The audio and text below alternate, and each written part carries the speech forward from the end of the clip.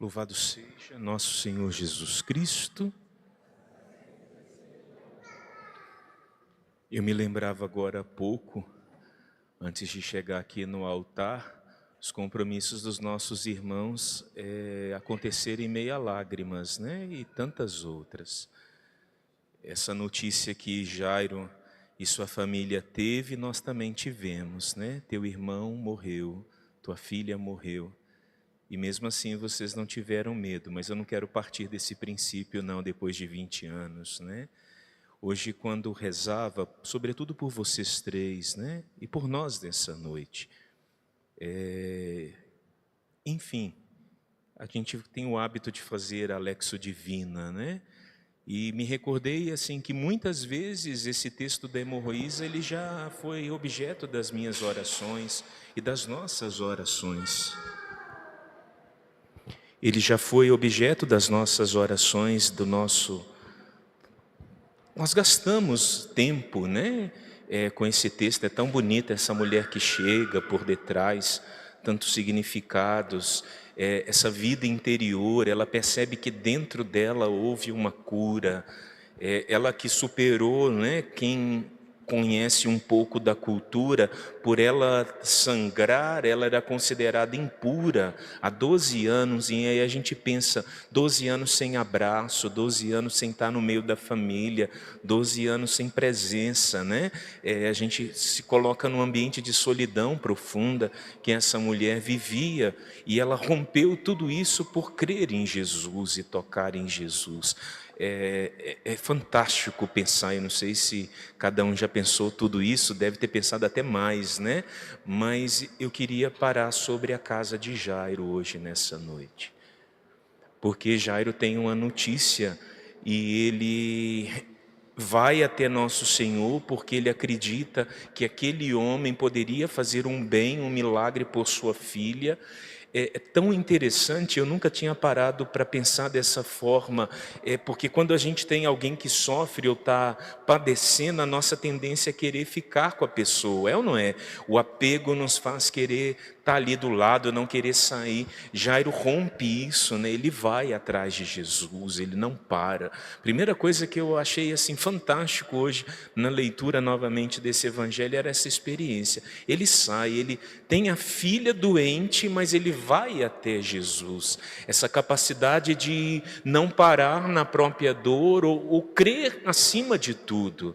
E no meio do caminho ele tem a notícia, né? Porque incomodar o mestre, sua filha já morreu, e nosso Senhor diz para ele não ter medo, e acompanha ele em casa. E acontece o milagre no andar de cima, né? Eles sobem ao quarto da menina, onde ela estava deitada. Ele manda o povo calar, porque já estava todo mundo chorando, né? Eu lembro do padre Samuel dizendo das carpideiras, né? Ele gostava de tocar, né? Até hoje de manhã eu me lembrava, né? Gostava de falar da cultura das mulheres que choravam nos velórios, né? E é muito comum mesmo, na África tinha as mulheres que gritavam, aqui no Chile, em outros lugares assim, também tem essa mesma cultura, né? Se não for num velório para chorar, não vai, né? Tem que ser para gritar. Mas eu não parei aqui, minha meditação, eu fiquei pensando na sinagoga de Jairo, depois desse acontecimento. Eu fiquei imaginando, aqui eu coloco a Lexio Divina, mas no nível da imaginação, não da emoção, mas das possibilidades. Aquele lugar, aquele homem que era responsável por aquele pequeno lugar onde a palavra Torá era lida, a vida dele, a vida da família dele, a vida daqueles que cercavam aquele ambiente, nunca mais deve ter sido a mesma depois desse encontro com Jesus. Aquele homem que ia todos os dias organizar a sinagoga, preparar para as orações, porque numa sinagoga se reza, né? Ao longo do dia, todas as horas que nós fazemos, nós consagrados, rezamos as horas litúrgicas, né? Canônicas, rezamos hora média, rezamos laudes, rezamos vésperas, rezamos completa. Da mesma forma, uma sinagoga tem essa mesma estrutura de oração ao longo do dia. E era Jairo que preparava essa estrutura. Eu fiquei imaginando ele dentro da estrutura não rezando da mesma forma. Ele preparando todos os ambientes, acendendo o menorá, mas não do mesmo jeito. Ele preparando as ofertas em cada festa, em cada celebração. Mas aquilo que ele antes tinha fé e acreditava ou pensava crer e esperar, como todo Israel esperava, já tinha se tornado acontecimento na vida dele, na vida da família dele. Alguém tinha vencido a morte, tinha voltado da morte. Isso não é qualquer coisa, não é qualquer momento. Sabe, meus irmãos, eu penso que o Senhor quer nos chamar a tal atitude. A primeira é de, em qualquer das hipóteses, sermos capazes de deixar aquela situação, aquela circunstância que pode se parecer a mais trágica e a difícil, e ir até Jesus. Esse foi um ensinamento que hoje essa palavra trouxe ao meu coração.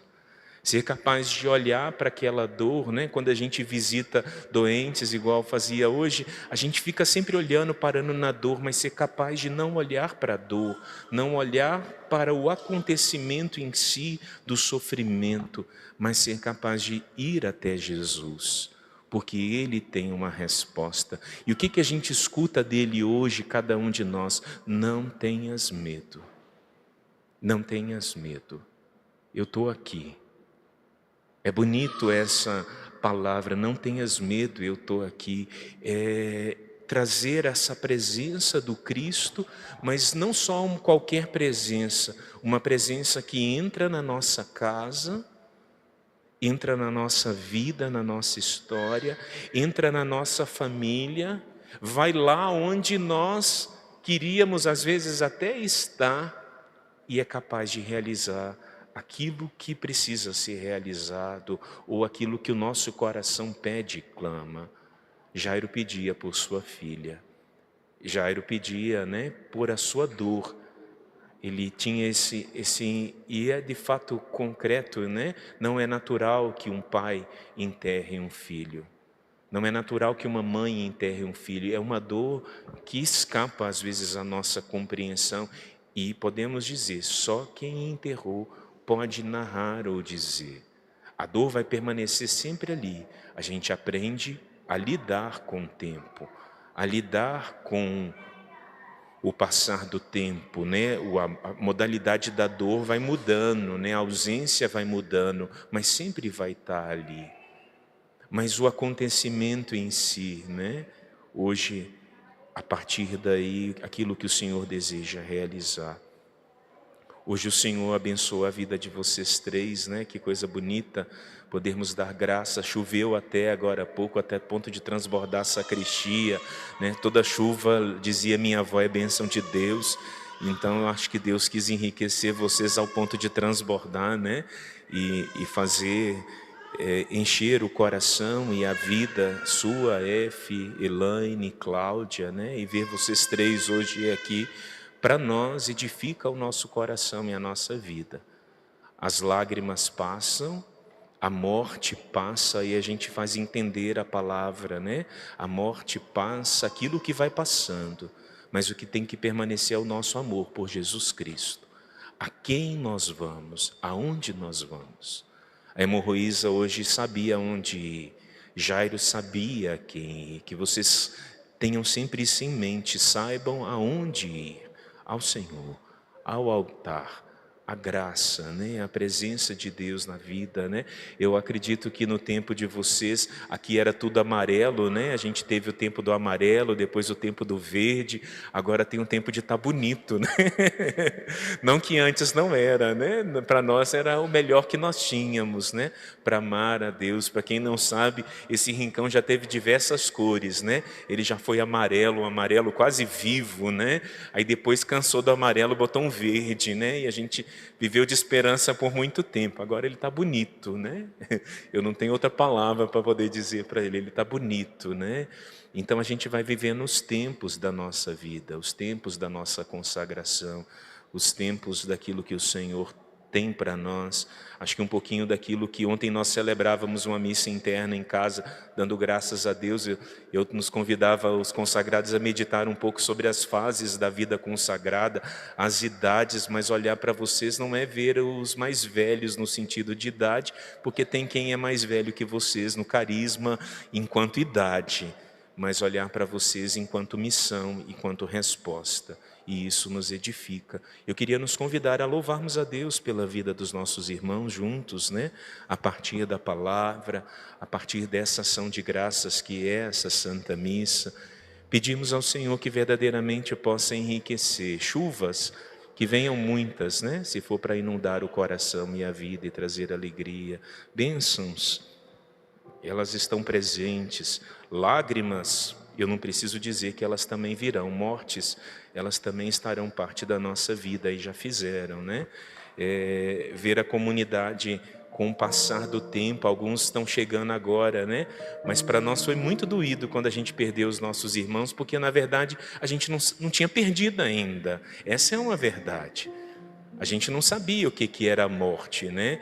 Eu sei que eu vim madrugada toda viajando de Palmas, e acho que era você, Tereza, comigo? Naquele ônibus em Palmas? Era alguém que estava comigo no ônibus vindo de Palmas para chegar aqui logo cedo para poder estar. Eu me recordo como hoje, né? Eu entrei na casa ali em frente ao Clinicão, tomei um banho gelado para acordar, peguei minha túnica, peguei minha batina e vim para os votos da Elaine e do F. O da Cláudia tinha acontecido um dia antes, né, Cláudia? Na missa anterior. E tínhamos enterrado o Ira Marlos lá em Palmas, que foi um momento forte na nossa vida. Existe um fato no enterro do Ira Marlos que me chamava muita atenção, porque nós éramos só 4 homens lá, se não me engano, da comunidade. E a minha preocupação era, quem vai carregar esse caixão? Nós não vamos dar conta. E eu olhava para os meninos e falava, quem vai carregar? Nós não vamos dar conta. Eu só pensava nisso, né? Porque um dos meninos estava tocando na missa, o outro estava servindo o bispo, que estava celebrando, e tinha sobrado 3, então nós éramos 5. E quem vai carregar, meu Deus? E eu me recordo como hoje que foi aparecendo um irmão de cada comunidade, das comunidades presentes lá em Palmas, e nós fizemos, né, colocamos o caixão no carro. E aí eu olhei para os meninos e falava, vai estar só nós no cemitério, vai ser difícil pra caramba, vamos nos preparar, né? Porque a família deles, e quando eu fui vir, foi todo mundo, né? O ônibus da Canção Nova, a Kombi da Obra de Maria, enfim. E o Senhor, naquele dia, Ele dizia muito forte ao meu coração que se nós amamos, nós nunca vamos estar sozinhos, até mesmo na hora da morte, dos momentos mais difíceis, né? E a gente tinha que passar da tristeza para a alegria muito fácil, né? Todo mundo teve que lavar a cara, essa foi a verdade, né? Tomar banho gelado igual eu ou não, trocar de roupa, passar roupa, botar roupa bonita. E um dia tínhamos enterrado os irmãos, no outro dia nós estávamos consagrando, e digo nós porque a comunidade que recebe os votos, né? Numa comunidade, num carisma, é a comunidade que recebe, o bispo, imagem da igreja, mas quem recebe é o carisma, quem recebe, e nós estávamos fazendo a oferta dos nossos irmãos, né? O Senhor nos dá essa graça. Aí sim, Jairo tem sentido hoje, essa morte ali pode ter algum significado, né, nas nossas vidas, mas aquela menina viveu, né? Então nós temos que viver para Deus, né? Vamos juntos louvar aqueles que quiserem ficar em pé, impor as mãos, oremos, né? Agradeçamos ao Senhor pela vida do Fernando, pela vida da Elaine, pela vida da Cláudia, pelo celibato consagrado do Fernando e da Elaine, pela entrega de vida da Cláudia. Hoje novamente, como família Nova Aliança, nós agradecemos e louvamos a Deus pelas lutas, presença, provações, entendimento, graça.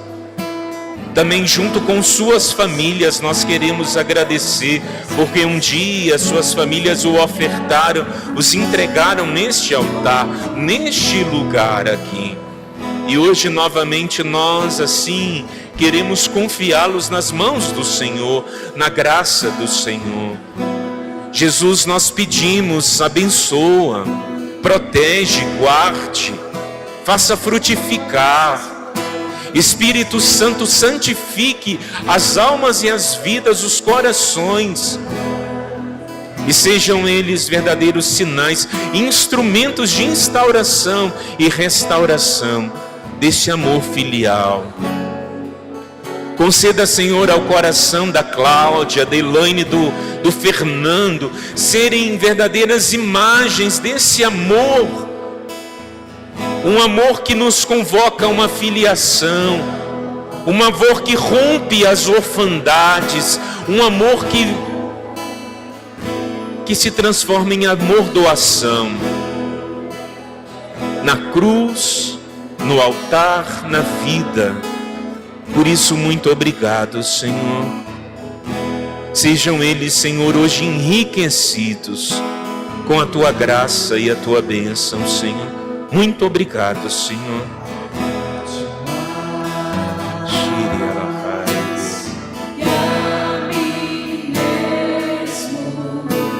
Amar-te mais que tudo que há aqui, amar-te mais que aos mais queridos,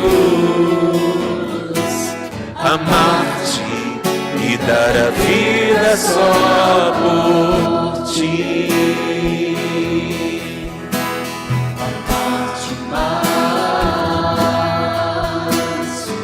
A mim mesmo, amar-te mais que tudo que há aqui, amar-te mais que aos mais queridos, amar-te e dar a vida só por ti.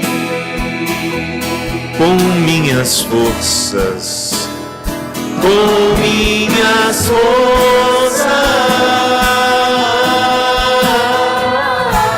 com minha alma, de todo o coração, viverei só pra te amar. Amar-te, amar-te, amar-te e dar a vida só por ti. Com minhas forças, bem suave, com minhas forças, com minha alma, todo coração viverei só pra te amar, só pra te amar.